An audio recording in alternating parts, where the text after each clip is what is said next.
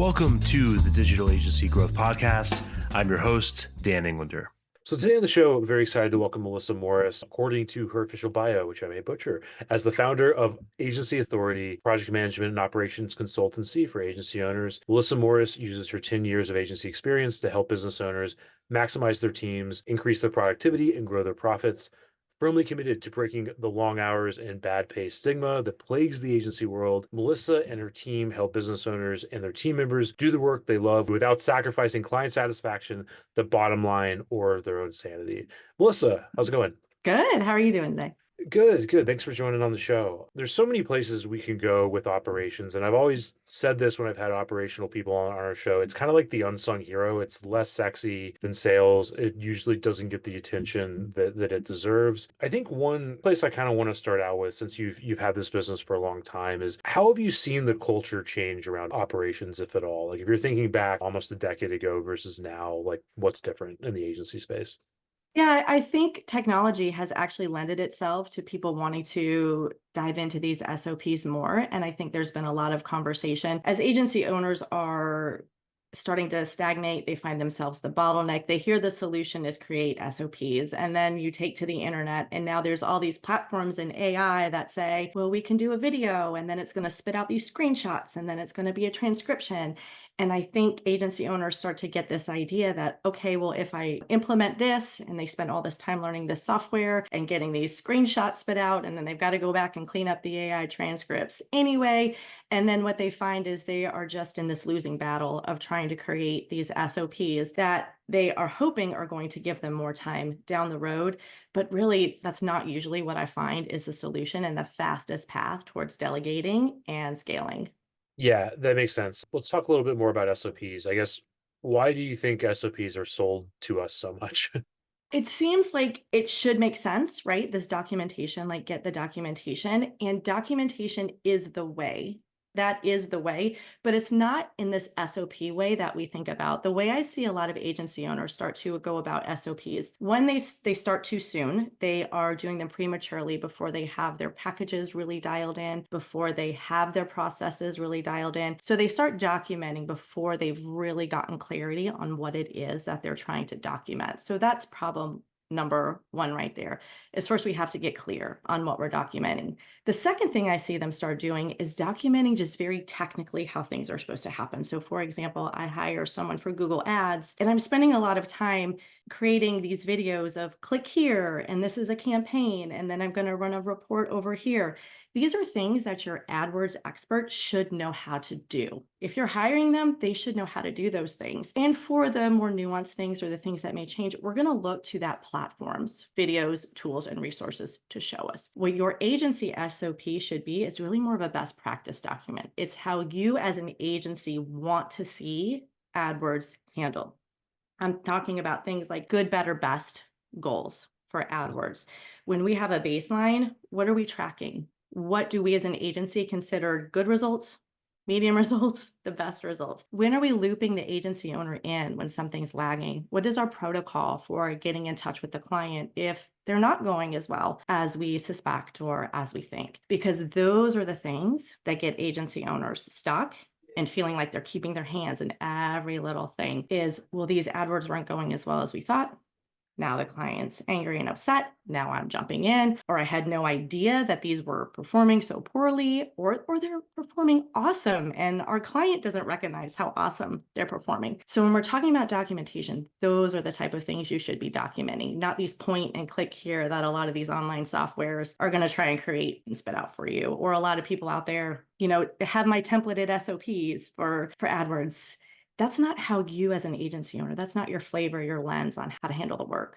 Yeah, that makes a lot of sense. And I think one rule for agencies and perhaps all businesses, but I think agencies more so, is just chaos and sort of reinvention. And we're going after this niche. We have this service. We don't have this service anymore. We're combining these things. I guess in the context of that sort of chaos, when do you think it makes sense to streamline? Like, how, when you're working with a new client, how do you decide we're going to streamline this, but we're not going to deal with this thing until this point? Yeah, I always look at workflows first, and workflows are a little bit different than SOPs. Because again, when we think about SOPs, it can be very just click here, do this, right? Really taking somebody play by play on how to execute the task very technically. Whereas a workflow is how are we going to get this project from A to B, and what are those key steps and those key milestones that we have to hit along the way? So that's what we want to look at first. And when we're dealing with agency owners who are usually service providers and they're delivering a product to a client, I always recommend we look at those services first.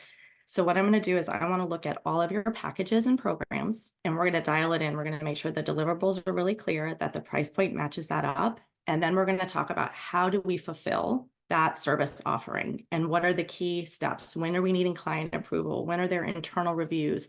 How do we make sure we're meeting our deadline? This is what we want to document. We want to document that between weeks 0 and 2, we are doing research and discovery. And then how do I know as a team member, I have ticked all the boxes off for research and discovery? What does research and discovery mean? Research and discovery means I'm going to spend 2 hours looking at competitors' websites. I'm going to look at all their social media channels, right? Give clarity, because then that's how you delegate what research and discovery is.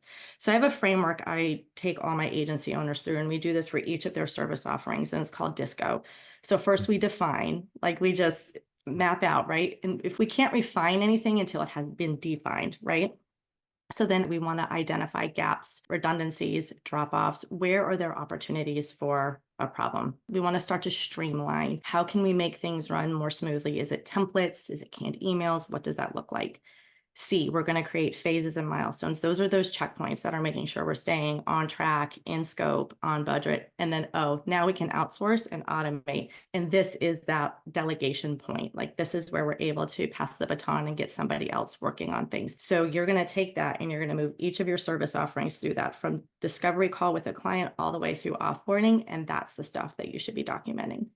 That's what's interesting. And I think as you were saying that, it reminds me a lot of our system for doing targeted outreach and basically lead generation. And I think that that's because operations kind of weaves itself through everything. You think of things in silos as sales and marketing and all these other things, but it's really just operations because it's all just getting stuff done. And I think what's interesting, the thing that reminded me of our system is we were always telling people, like, everybody wants to outsource and automate everything right away because that's the fun stuff and it's nice to Yeah. not have to deal with it. But then you get into a lot of trouble because you haven't gotten that kind of foundation of the house level clarity on things. So to bring that hopefully to a question, I guess, where, like, there's a lot of talk about tools and software and like what tools you recommend and that sort of thing, which I hope we'll get to. But how should people be thinking about the tools that they use? Like, is it, an arsenal and you need to fill in these slots, or like how does that work? Yeah, there are buckets that every agency needs to fill, and they need a tool to check that off. And I see two common mistakes when agency owners are working on their tool stack. One is they are looking for the unicorn tool. They always say, I just want one tool. Wants to tell me one tool that's going to do everything that I need to do. And that just doesn't exist, because there are certain requirements of certain types of tools. And when you try and cram all that into one, inevitably things start getting clunky, very overwhelming, and you have a breakdown. So there's a couple of key buckets. One, you need a CRM, a customer relationship management tool. These are things like HubSpot. Sometimes your project management tool could fulfill that as well, but you need a place where you're tracking leads and you're onboarding your clients, meaning sending contracts, statements of work, invoicing, that sort of deal. You need a project management tool, and this is where you're actually tracking the work and client deliverables. This should not be a spreadsheet. Spreadsheets do not effectively manage projects. You should not be looking at things like Trello, Basecamp. These are not nearly robust enough to handle a growing digital marketing agency's needs. You should be looking at something like ClickUp. Monday.com is good. Asana is not my favorite, but it works. My go-to is usually ClickUp. I find it's the best for managing projects for agency owners. And then, of course, you need things like a scheduler. You need to decide on a storage. Are you going Dropbox? Are you going Google Drive? What's going to be your go-to there? And have those buckets filled, and you know which tool is for each. And if you find you have more than one tool under a category, like if I have project management tool as my category and I have 2 or 3 tools under there, it's time to evaluate. Either the tool you have selected is not doing the job, or what you have put into those tools is broken, i.e. your workflows. Something is not documented, something's not set up properly, and that's why you've looked to other resources to try and support project management. Yeah, that makes sense. And I want to nerd out more on the tools, I think, before the end of the interview. I think one question I have is we kind of hear about SOPs versus workflows versus wikis. First of all, is there anything else to add to that list? And if not, how would you differentiate between those three areas? Some people do start to use these all interchangeably. And that's why I try to come back to when you hear document your SOPs, we do not need point and click and go. When we're talking about documentation for your business, what you should be focusing on are those big checkpoints, which would be your workflows, your phases, and your milestones. So, like we came back to, so that's going to be things like discovery call, internal kickoff call, and then what happens during an internal kickoff call, right? So that's actual client delivery and those key moments to do it. And then when it comes to processes, people often use that word and it kind of usually also means workflows or standard operating procedures. So that's why I try not to dial in too much on a certain name and be more clear about what I'm talking about. So you want workflows, phases, and milestones. This keeps you on track and within budget. And then you want that written down somewhere. And then to accompany that, you want your best practices documents. And your best practices documents are the things that let your team members and your clients know that you're doing a good job. So, like we talked about in the Google AdWords example, good, better, best goals. When am I following up with a client? When am I scheduling meetings with clients? When am I pulling in the agency owner or direct report to come in and support me with this? Those are the things growing agencies need to pay attention to, and don't worry about the jargon and don't worry about what else might look like. Right. That makes sense. And I think to kind of tie to the people that are doing this, what are typical differences that a CEO and a team member have regarding their project management system? How should you think about those things? Team members need to know their daily tasks. So team members tend to spend a lot more time in task management, meaning I have to get this designed, I have to get this edited, I need to get this out for client approval. The agency owner needs to understand project management. They need to be able to look in their project management tool and not only understand each team member's capacity, who has too much on their plate, who has room to take on more work, and the agency's capacity as a whole. So in other words, can we take on a new website right now, or do we need to wait? We've got 15 social media clients. Can we bring on more, or would I have to hire in order to bring on more? So getting your project management tool set up in such a way that would allow for a team member to go in and see what ad I need copy to write for, what I need to check on, and set up in such a way where the agency owner can look in there and understand what's going high level with the projects is important functionality to pay attention to. Yeah, that makes a lot of sense. And I think a lot of the times where I've seen operational advice kind of go wrong is it's like the right advice for the wrong stage of a company, or it's like really good advice, but applied at the wrong time. Can you talk about that a little bit? Like if you're maybe this would be helpful to get context on like the type of agencies you're working with, how what size they're at. But if you're talking to like agencies sub seven figures, are you giving them a different playbook than if they are at mid sevens or eights or something like that? How do you think about these things? A lot of the agencies I work with are 500,000 up to 1 million, maybe 2 million, kind of in that range. And I would say once you start getting to the 500,000 and really approaching that $1 million mark, it's time to get very serious about a proper project management tool and getting things set up in there well. I have seen some agencies manage to get to $1 million or even beyond without having that structure in place, but it's hard. It's a lot of work. It's a lot of hours from that agency owner. So I would say the sooner you can start implementing that, the better. Usually by the time you start bringing in 3-ish people to support you, it's time to start getting serious about that. Because what's going to happen is the more people you're bringing in to support you, if you don't have this tool in place for proper delegation and proper tracking and proper accountability, that means you're doing it all as the agency owner. And so what feels like bringing on extra help really starts to feel like extra work, because it's just more following up you have to do with the team member who's supposed to be doing the work for you, more checking in, more time in your email, and it starts to feel not a lot like help anymore. Right, that makes sense. And I think Where things can kind of get frustrating is when you are delegating the creation of these systems to employees that may or may not have that capacity or may or may not have the clarity to do that. Do you have any thoughts on that? Like, I've heard this phrase different ways, but operational creatives versus operational doers or something like that. Like, how are you sort of identifying the people that can build this stuff versus the ones that just kind of like execute on something you've already made?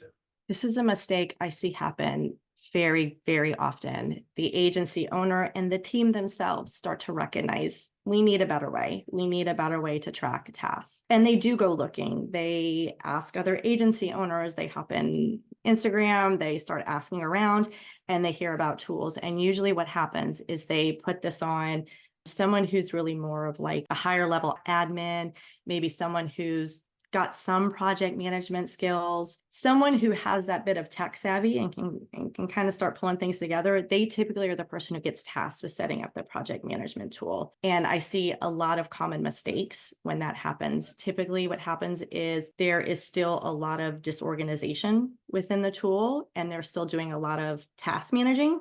It just, the hierarchy is not set up in such a way like we talked about to support the agency owner's high level view. And what they find is either they continue to hop from project management tool to project management tool, thinking the tool is what's broken, but what's actually what they're putting into the tool is broken. They're giving it bad information. So it's not supporting them in the way. And they spend a lot of time on that. And then ultimately they end up reaching out to me for support, because setting up a project management tool really takes someone who's got experience setting up. You need to be very well versed in the tool technically. You need to be well versed in how teams run. You need to be well versed in operations, workflows, all of those things in order to set it up effectively. That makes a lot of sense. And we see the same thing as well in the sales/marketing world, where people think the marketing automation software is going to solve other problems when it's really designed for somebody that can devote a lot of time to it and understands what they're trying to accomplish with it and everything like that. To shift gears slightly, let's talk about time tracking a little bit. What's good about time tracking? What's bad about it? How do you do it right? I have a lot of agency owners. There tends to be this love-hate relationship with time tracking. And I am a big, big fan of time tracking, even for the agency owner. Time tracking is so closely tied to tracking your profitability and your packages that you just can't neglect it, especially when we talked about those agencies who are in high multi-six figure into the $1 million mark. Really understanding how long it takes your team time to execute a project, execute tasks, is really how you start to understand your overall capacity. So that is just step one in terms of scoping your projects, team training. Sometimes what I found is through time tracking, we uncover team member A can execute a task in 2 hours.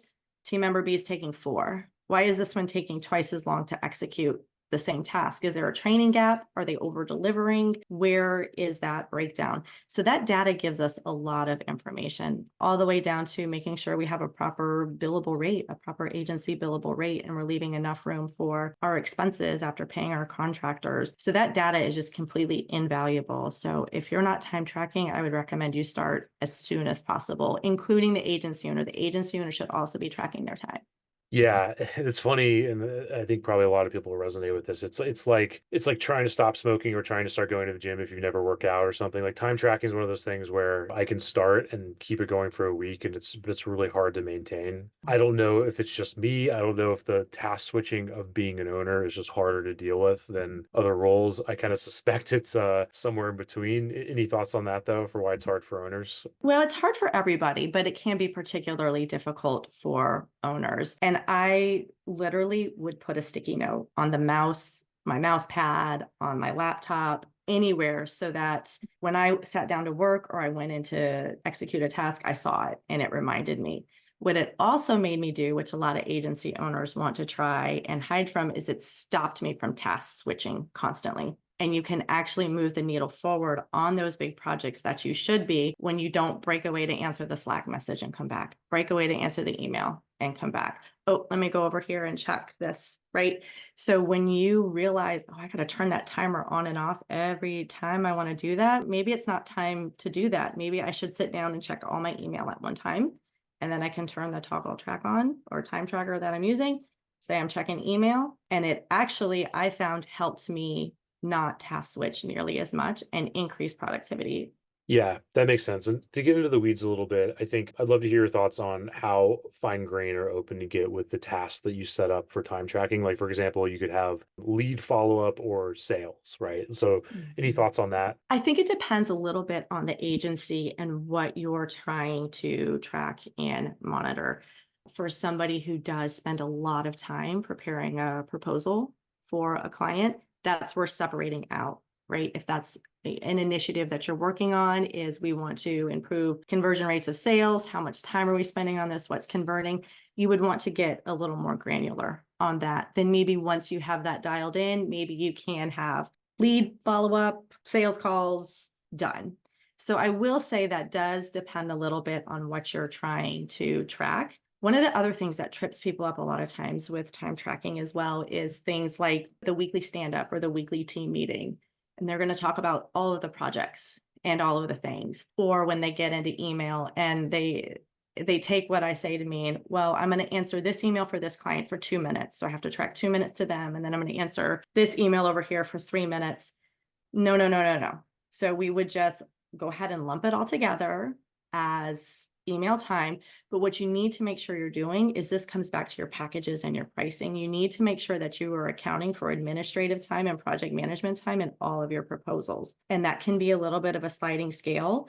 But if you think I'm going to have an hour team meeting where I'm going to touch on this. My project manager is going to touch it when they're prepping for that team meeting, when they're looking at what's behind. I might have to send a few emails. You need to have a baseline, at least few hours wrapped up in there for that administrative time so that you are getting paid for it. And then if you go over a few minutes. So when I am doing emails, if I'm emailing and maybe I have like 5 or 6 emails from clients, I'm going to answer those. It takes a few minutes each. But then I hit one and this person's stuck and I need to record a Loom video for them and actually walk them through something.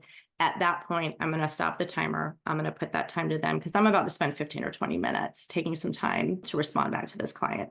So I would add that to them. But if it's a couple minutes here, a couple minutes there, just go ahead and put it all under email. Yeah, I think getting back to the owner a little bit, what do you think is the right cadence to be reviewing this time and like looking at profitability and that sort of thing? Like how you're if you're thinking about your best clients, like how are they using this data? That's a great, great question. So usually monthly, you're going to want to go back and look at what's going on. I will say that that's when things are running smooth. If you've got a project or a client who is being very troublesome, they are really pushing boundaries, they're asking for lots of extra things, you're probably going to want to track that one weekly. So high maintenance client or high pressure type of project, we may want to check that one weekly. If we're just in a good rhythm and we're just looking back, monthly usually does the trick. I would say the same thing for team members as well. If you have a team member who's having some issues, maybe we're struggling with them a little bit, we may want to check theirs weekly, but I don't think something daily or generally speaking, weekly is usually necessary. Yeah, that makes sense. And I think kind of pretty tied to the last couple of things we talked about is client communications. And I'd love to if to put you on the spot a little bit. I'd love to kind of do this exercise of like Goofus and Gallant, right? Where you think I don't know if you know that reference, but it was from like Highlights magazine from the 90s. But the idea was to like teach kids, and it was like Goofus doesn't brush his teeth and his teeth rot, and Gallant like brushes his teeth every night and does his homework, and it was just like A versus B. But I'd love to hear your thoughts on that for like client comp. So if you think about like the worst agencies you've worked with or dealt with, the ones that are just like horrible with dealing with their clients or like letting them into their 3 a.m. emails on the pillow sort of thing versus like your best ones, what does that tend to look like if you can paint a picture? I mean, I have worked with some agency owners where it is that extreme, where the agency owner themselves is pulling all-nighter because they've got to be on a video shoot the next day, and the client didn't read the scripts or submitted a bunch of changes last minute, and they were working to get that done. It's not sustainable, obviously leads to a ton of burnout. And then I also have clients who that's never an issue, and they have really strong boundaries and they draw that line in the sand because clarity, right? Like it always comes back to clarity, and this will save you every time when it comes to clients.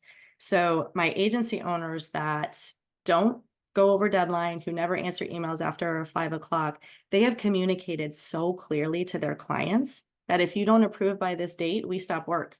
because we're not going to post. We're not going to move in with the video shoot. Your website's not going live because we don't have content, and they don't try and keep working or give an extension or just follow up. But they feel equipped and they feel okay holding that firm boundary because they have been so clear upfront about the expectation, about the timeline, and what is expected of the client. And I have found that lack of clarity is what usually leads to my clients who have clients running all over them. Is I hear things, why I actually didn't tell them that this had to be done by then. I mean, it says only 3 revisions, but it's in my contract and I don't think they really read it. And I never really mentioned it. As someone I know says, clear is kind. Be very, very clear and be very clear right away. And then you don't have people texting you. They don't ask. And I remember years ago, I worked in ad agencies for 10 years. So I have a lot of agency experience. And I can remember one of my mentors and one of the agency owners always saying, like, there are no advertising emergencies. And yet we often allow our clients to make us believe they are, right? They send us the email at 10. Oh my gosh, I need this ad right away. Can you send it to me? The agency hustles, all hands on deck. They get it together. They send it out to the client. And then the client spends the next 3 weeks sitting on it, making little tweaks and revisions. And we're like, I thought this was due 3 weeks ago. Be clear, set good expectations and boundaries right away.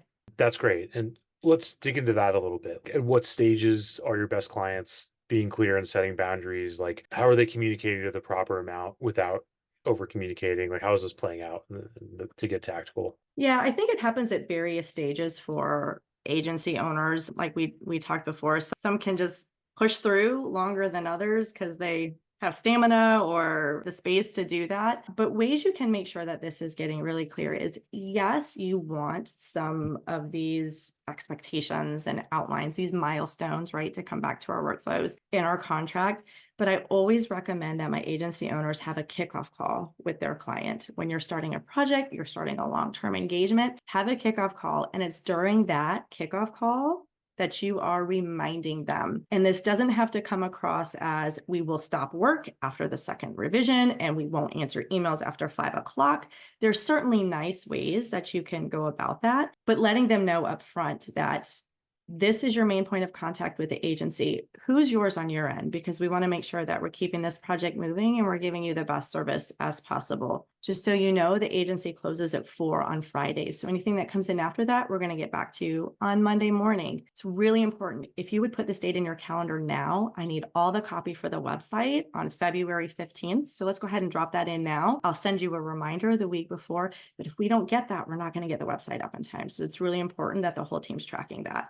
So I can say all of this and they're receiving it as helpful, that I'm supporting them, which is what I'm supposed to do. They have hired me to support them. I need to be the person in charge of this business relationship and guiding them. And I think we lose sight of that. And we think that the customer is always right. And, what the client says is giving them great client satisfaction, and no, tell them what to do, hold their hand through the process, and things will go so much more smoothly and you will have happier clients and they will meet their deadlines. Right. Definitely agree. I think that's really useful. One thing that I've sort of noticed about operations is that like the cadence of changing things up has to be slower than other areas of business, at least in my experience, right? So like sales and marketing, you can do little experiments fast and see if it worked, see if it didn't. But operations, at least in like B2B, where you don't have like a gazillion customers, takes longer to get meaningful data. And you also just see it. I think one thing that makes it frustrating is you just have more variables because you have personalities and you have tools and you have employees, you have clients. I don't know if I have a question. I'd love to just hear your thoughts on that. Yeah. So one of the things I tell all my agency owners when we're considering a workflow or a package or some sort of SOP, will this work 80% of the time? Because the tendency I see too is for agency owners to get really stuck. Well, this legacy client we have, they actually have this other stuff. And this team member is a great team member, but they have this situation in their life. So they actually can't be available for that Thursday call. That's okay, right? That's okay. If this will work 80% of the time, then let's implement it. Let's go with it. And I also do believe that it can be just a bit of a work in progress. So that 80%, is it 80% done? Let's move on. Will it work 80% of the time? Let's move on, because we could spend a long, long time trying to get that last 10% feeling perfect or accounting for every customization or every outlying situation. And it's just not going to happen. And then again, when we're creating things more like best practice documents, what we're doing is we're giving our team guiding principles on how to interact with our clients and how to make decisions for themselves. So it actually does create a bit of not only accountability, but empowerment. They feel more equipped to make decisions or adjust as needed because they know overall what success looks like for them, what success looks like for the client, and then what the agency owner expects of them. Yeah, that's really great. I'll just drop one thing that I've gotten from somebody else, but I don't remember who it was. So it's like the 131 concept. Do you know about this? Mm-mm. It's basically like whenever our team gives us some issue, some fire comes up or whatever, I say 131 it, which is like define the problem, the one problem at its core that is causing this thing to happen. So that's sort of like the root cause, not the symptom. Yeah. What are three options for dealing with it? And then what's your recommendation for how we deal with Oh, I it? love that. That's been really, really good. Yeah. Something else you want to try to avoid too is when agency owners are in this ops mindset and trying to get the foundations in place, sometimes they try to start fixing problems that aren't actually problems. So, for example, they have one client who didn't understand the deliverable and they think, well, we've got to change. We've got to change how we do this. We got to change the format. And I say, time out. Tell me more about how this misstep happened. What's going on here? Has anybody else misunderstood this? No, the 50 other times we did the Starburst offering, it was totally fine. Everybody figured it out. Okay, well then let's just leave it as is. If this happens again, let's take a look at it because sometimes they're just bad clients. There's sometimes the email that just didn't go through. Sometimes there is a misstep. Just make sure you're solving a problem that's actually a problem. Yeah, no, that's really helpful. And that's one thing that I think makes operations tough is trying to figure that out because and also you need more time to accumulate that. Yeah. But it's definitely like a really helpful reminder. And I think tied to that and kind of like getting towards the end of our time is I know you talk a lot about operations and leadership. So what do those things have in common and how does ops allow more space for leaders to lead? So what happens is when your agency has not very solid ops, things are a little shaky there, the agency owner routinely becomes the bottleneck. And they are spending a lot of their time tending to team members, putting out client fires, and doing a lot of the work that's not really moving the needle forward, that's not really growing the agency. And when we have proper workflows in place, when we have a project management tool in place, and we have really solid team training and everybody knows what they're doing, the agency owner is getting far, far less of that. And so just in that alone, it starts to give them more hours in their day and more time to work on the projects that are actually going to grow the agency. That makes a lot of sense. And I think a lot of it, again, is back to clarity first and then building the system Mhm. around it. So that's great, Melissa. I guess, what are you working on lately? Like, what do you have coming up in the next few months at your company? And where can people go to get in touch? Yeah, if you'd want to learn more, head over to youragencyauthority.com/learn more. I've got lots of extra resources on there that'll piggyback off of our conversation. I'm actually also working on a fun quiz that'll be popping up on there as well. So be on the lookout for that. So check it out. Awesome. We'll get that linked up and hopefully we'll do it again. I think there's no shortage of stuff to talk about on the ops side. So really appreciate it, Melissa. Yeah, thanks for having me on.